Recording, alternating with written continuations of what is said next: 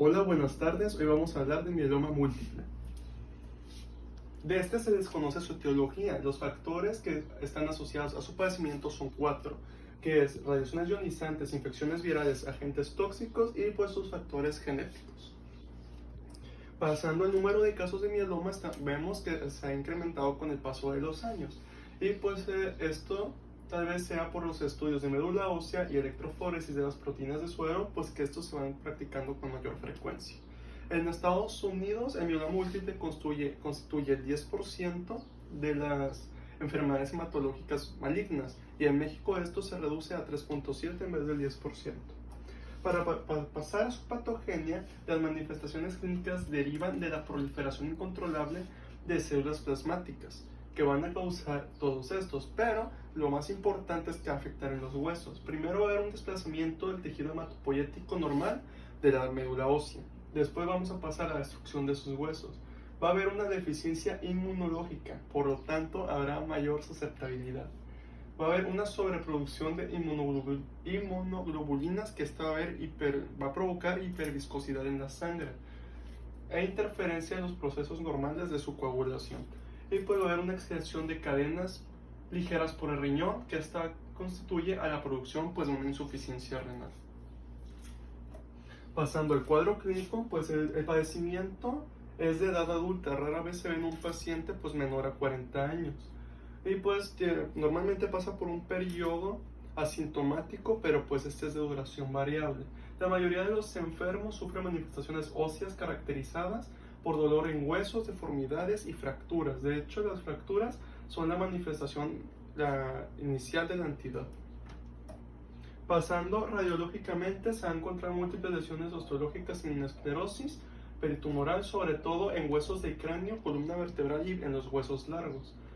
Pues aquí podemos ver que pues, las lesiones en cráneo y pelvis, por lo mismo de que pues, puede tener una osteoporosis y pues, los huesos se van a ir desgastando. La osteoporosis generalizada con frecuencia es una manifestación de mieloma.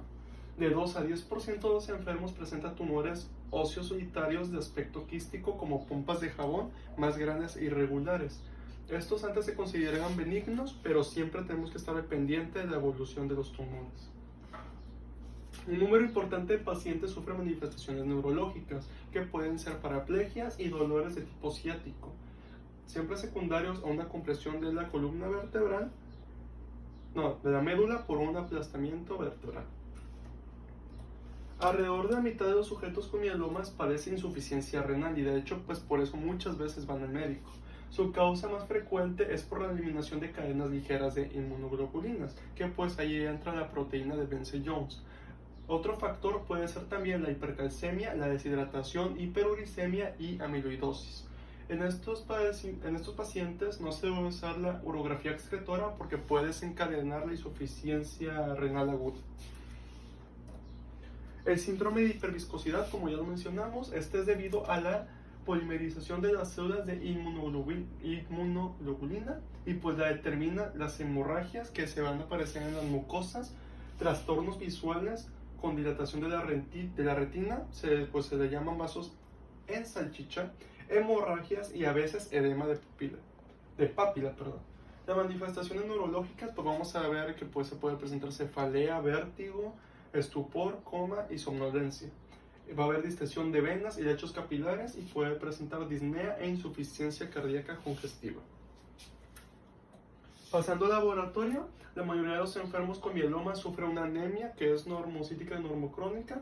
El examen de los extendidos de sangre descubren, aquí se va a descubrir que los eritrocitos, el cómo se apilan en forma de pilas de moneda, y pues puede ser, la pila de moneda pues es uno sobre otro, la pila de una moneda, y este fenómeno se ve en 3 de 4 pacientes con mieloma.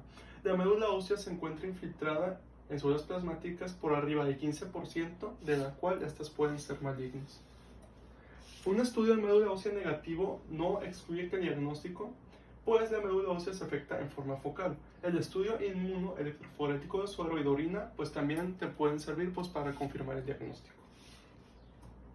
Vamos a hablar del fenotipo inmunológico, que es otra manera, es útil para confirmar el diagnóstico, principalmente para el seguimiento de pacientes con gammagrafías monoclonales. Las células plasmáticas neoplásicas pueden distinguirse claramente de las células plasmáticas normales mediante pues el análisis de antígenos de membrana plasmática.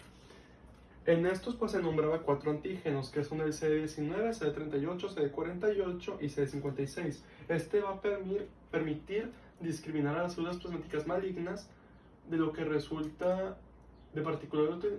Más que nada, estos antígenos van a quitar las malas de las buenas. Lo que podemos observar en las células plasmáticas, que se observan también en el aspirado óseo, que esta también te va a ayudar en el diagnóstico. El examen de orina también te va a ayudar. Frecuentemente en este se presenta proteinuria, que puede deberse a la expresión de cadenas ligeras de inmunoglobulinas, que pues hablamos que era de Benson-Jones, o de otras proteínas de suero, en partículas albúmina secundaria, que pues esta puede presentar una lesión renal. Vamos al diagnóstico. Pues en el diagnóstico, como ya los mencioné, los estudios de laboratorio nos vamos a apoyar en ellos. Primero que todo vas a pedir una citometría hemática completa. Puedes pedir también un mielograma y biopsia de médula. Vamos a pasar también a un estudio electroforético, una inmunoelectroforesis o inmunofijación de orina de 24 horas de concentración, cuantificación de inmunoglobulinas de suero, cuantificación de proteínas urinarias, electroforesis de las proteínas de la orina, inmunoelectroforesis de orina concentrada y radiografías del esqueleto con sus criterios de diagnóstico de mieloma múltiple, que los criterios de diagnóstico están acá, que vamos a ir primero, que son los criterios de Swung. Va a haber criterios mayores y criterios menores. En los criterios mayores se va a hablar de la plasmocitoma en biopsia tisular, las células plasmáticas en médula ósea superiores a 30% y los picos monoclonales, que pueden ser mayores a 3.5 o mayores de 2, y una proteinuria superior a 1 gramo al día. Esos son los mayores. Hablando de los menores, vamos a hablar de una celularidad plasmática en médula ósea, que esta va a estar entre el 10 y 30%, va a haber un pico monoclonal inferior pues a lo de los criterios mayores, y una lesión osteolítica radiológica, pues que ya hablamos que puede estar en los huesos largos y que puede estar en el cráneo, y una disminución de inmunoglobulinas normales. El tratamiento, pues la quimioterapia es la mejor manera de iniciar la terapéutica, menos pues cuando existe una lesión localizada que pues puede provocar dolor intenso, el cual pues se resuelve con radioterapia local. Y pues los pacientes jóvenes pues pueden tolerar mayores procesos más agresivos y pues se pueden beneficiar del empleo de esquemas para su mejor tratamiento. Por eso se recomienda la quimioterapia, más si es en pacientes jóvenes. Los agentes alquilantes como el melphalan, que antes se empleaba mucho, no debe usarse pues cuando hay un trasplante autólogo de médula ósea, pues lesiona las células totipotenciales hematopoyéticas. Y recientemente la combinación de talidomida y dexametasona es de mucha utilidad para los casos refractarios de mieloma, y hasta la fecha es la que se usa. Y pues esta ha mostrado ser muy útil como tratamiento de primera mano para mieloma múltiple. Y pues ya sería todo.